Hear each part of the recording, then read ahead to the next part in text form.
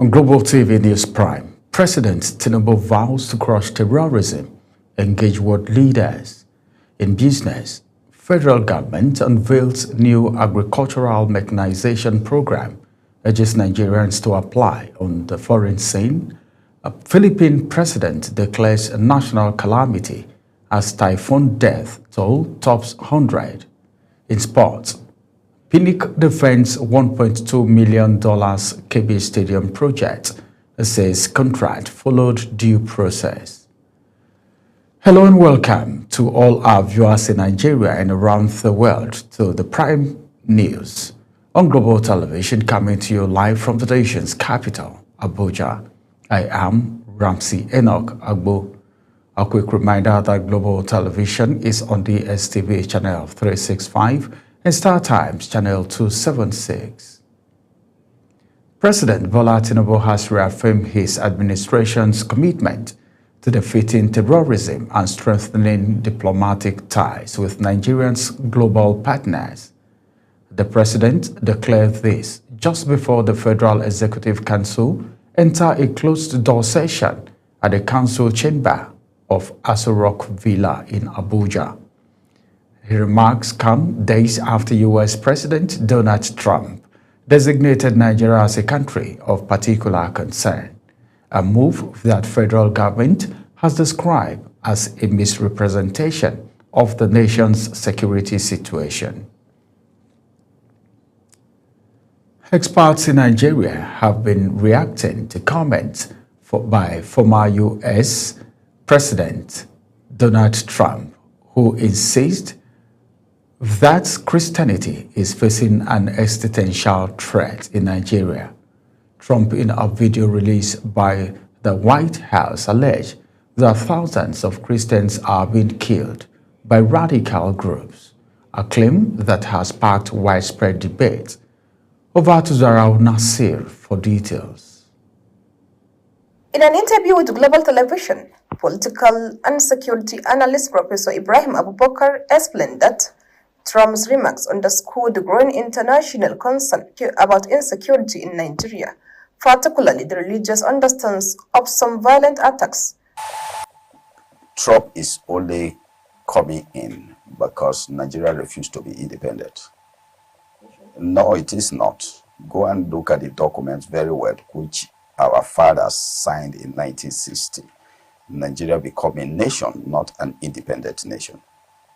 So you cannot say they gave you independence. There is nothing like independence in that document. I must name a dog with a bad name to slaughter it. So we have to be slaughtered because we have been termed a genocide nation. Public policy consultant Emmanuel Ozumena also spoke to Global Television on the possible diplomatic implications of Trump's statement, especially if Washington decides to take further action. Read what President Trump said. So he was specific. So if they are coming to take out the terrorists, if I was an advisor to the president, I would say, okay, Mr. President, why don't we get the Minister of Foreign Affairs to get his colleague, Secretary Rubio, who incidentally is close to Trump, because he's a top-ranking, the president, vice president, the next person is Secretary of State. Get him to that we welcome this military action. The U.S. politician has previously accused Nigerian authorities of failing to stop attacks on Christian communities and even threatened to deploy the U.S. Department of War if what he called a Christian genocide continues. While the Nigerian government is yet to officially respond to Trump's latest comments, security experts maintain that issues of faith and violence must be treated with caution to avoid further division. Zahra Nasir, reporting for Global TV News. Foreign Affairs has briefed members of the diplomatic corps in the Federal Capital Territory on the reform trajectory under the administration of President Bola Tinubu. The event was attended by diplomats from different countries at the ministry's headquarters in Abuja.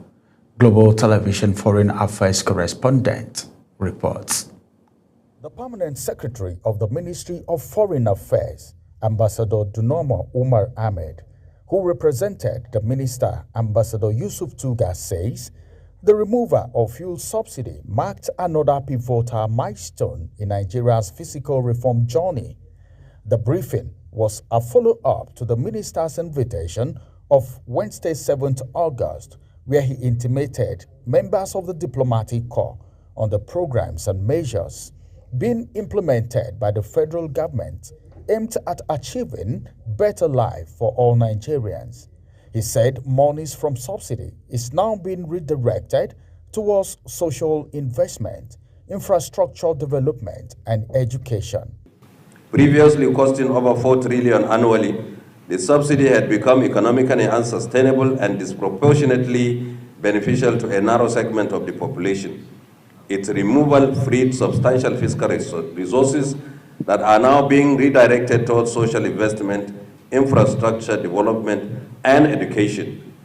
The savings have been reinvested through initiatives such as the Infrastructure Support Fund for states, the renewed Hope Conditional Cash Transfer Scheme, and targeted support for transport and food security programs. The minister also said national security remains a top priority for the Tinubu administration, and that there is a comprehensive approach combining military strength, intelligence, diplomacy, and community engagement. Under this administration, the government is taking decisive actions to stabilize the macroeconomic environment, expand social investments, and improve national security. The government remains focused on national prosperity and economic resilience, continuing to implement far-reaching and beneficial reforms that are beginning to yield the desired results. The minister assured the diplomats of the determination of Nigeria to continue to cherish and value the cordial relationship between her and individual countries, as well as international organizations.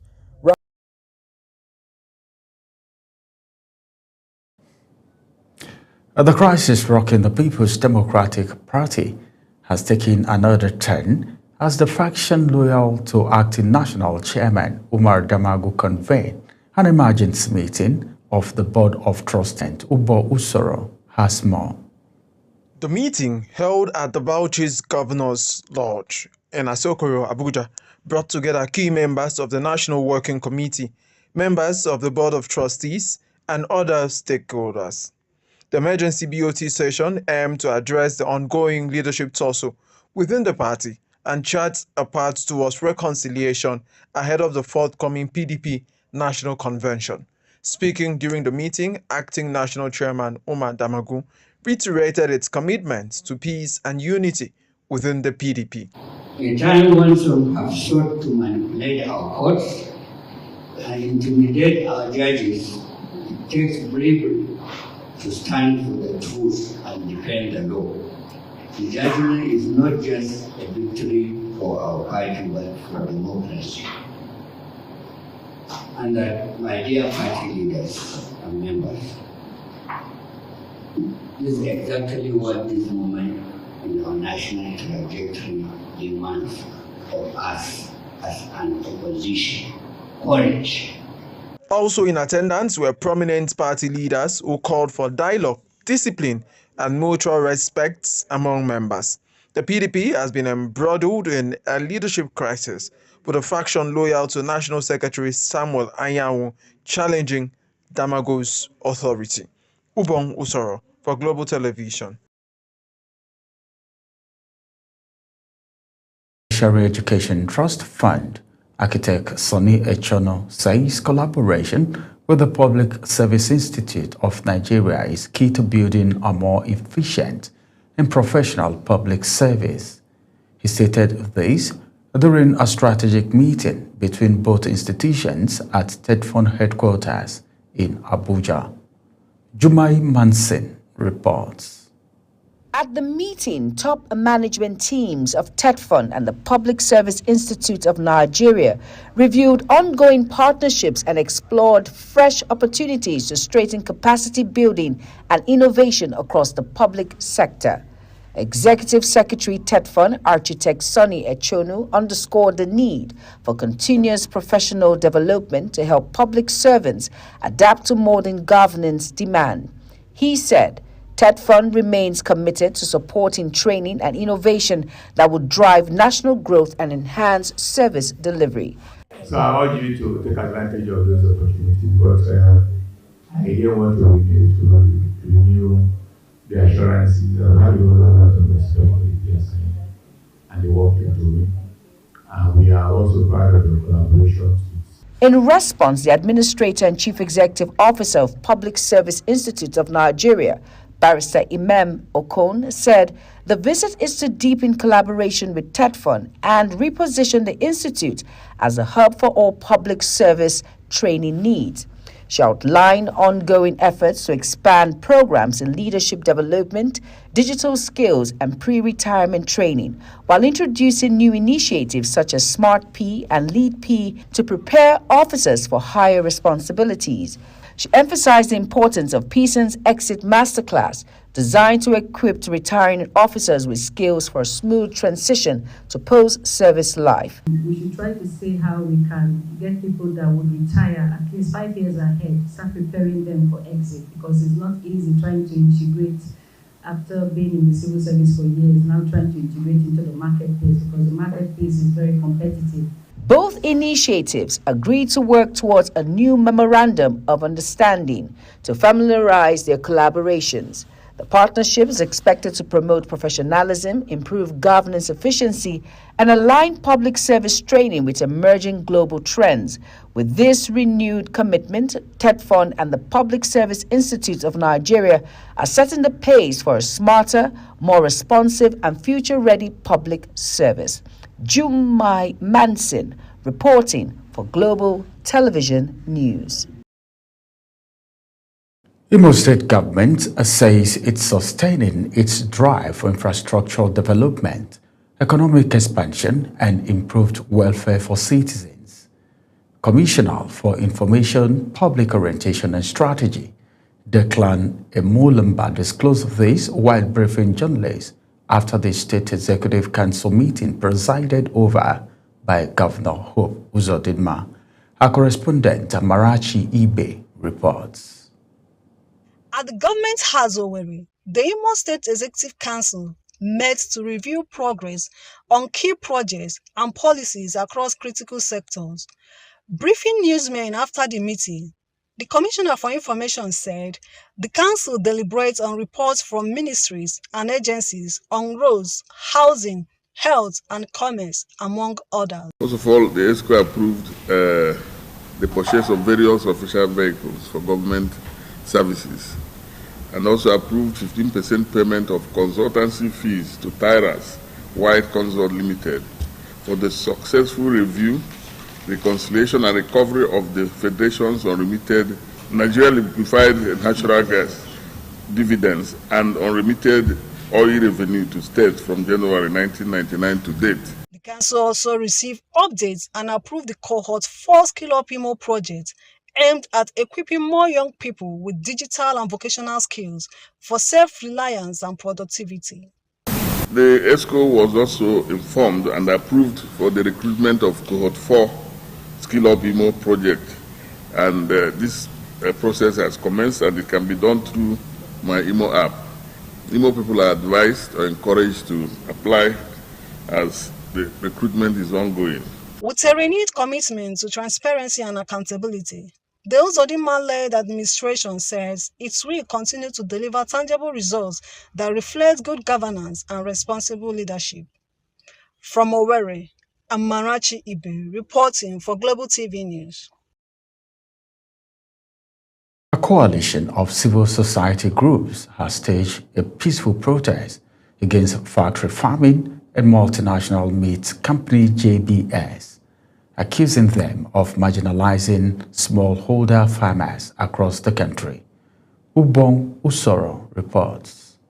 The protesters, comprising environment advocates, civil society organizations, and local farmers, say smallholder farmers make up 70% of Nigeria's agricultural workforce, but remain neglected in government policies and international partnerships. So right now, you are saying before JBS establishes tentacles in our country, in our communities, we have to do due diligence. They argued that ongoing dominance of industrial livestock companies like JBS poses a serious threat to local food security, rural livelihoods, and environments, citing issues such as deforestation, water pollution, and unfair market competition. Let's come out with our strength, with our energy. Let's come to the top of our voice that we say no to any type of investment that degrades our forests. The protesters urged the federal government to prioritize sustainable agricultural practices and provide smallholder farmers with better access to credit facilities, markets, and climate resilience technologies. The group also called for stronger environmental laws to ensure multinational agribusinesses operate responsibly and sustainably in Nigeria. Ubong Usoro for Global Television News. You're watching the live broadcast of News Prime. When News Prime returns, Philippines president declares national calamity as typhoon death toll tops 100. Details coming shortly, plus business and sports stories on the other side of this break. Please stay with us.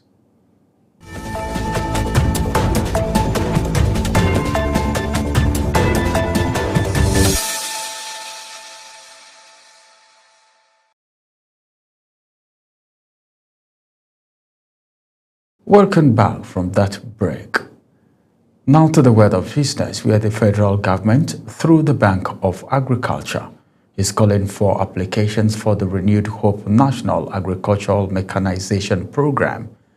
The program, unveiled in collaboration with HEFA Nigeria, aims to bolster Nigeria's food security by empowering a new generation of mechanization service providers with a special focus on women, youth, and mechanization companies.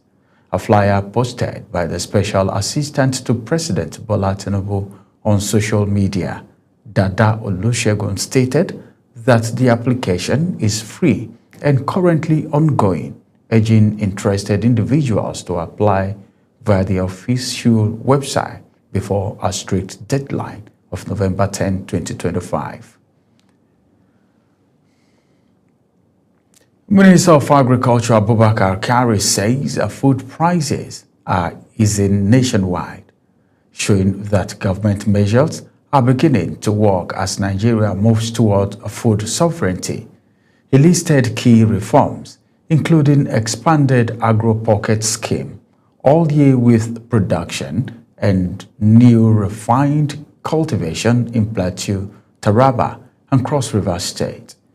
Kari also unveiled plans to reduce post-harvest losses through better stage system and grain reserve upgrades across its states. Now to the foreign scene.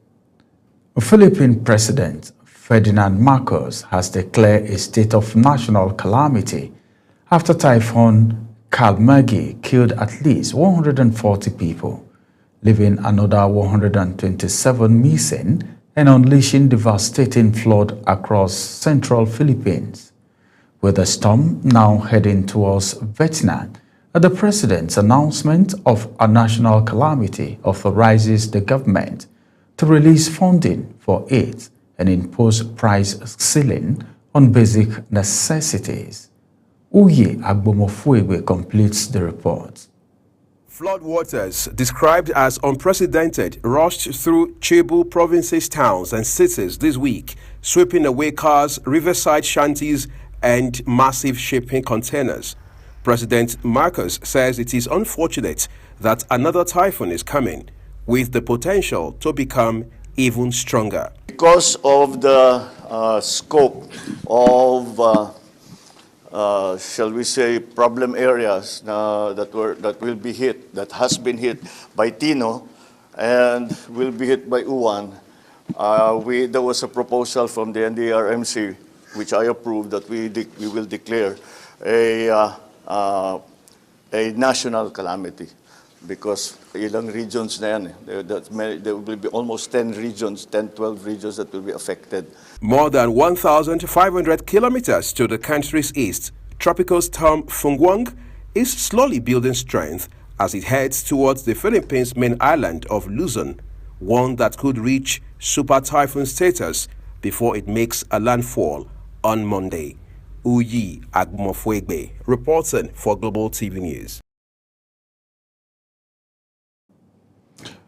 Now to the world of sport, where the former president of the Nigerian Football Federation, NFF, Amaju Pinnick, is troubled by the lingering calls for accountability in the management of funds and projects by the body, noting that the criticisms are not good for the country.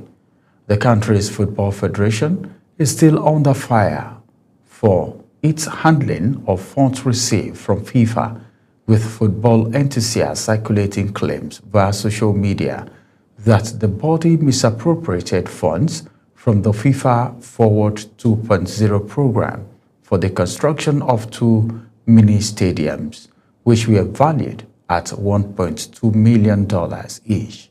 Although the NFF had since denied the claim, Pinnick, who was the president between 2014 and 2022 when the grants were allocated, has again come to the defense of the NFF and Nigerian sports institutions in general. That's it on Global TV News Prime, and here's a recap of our top stories.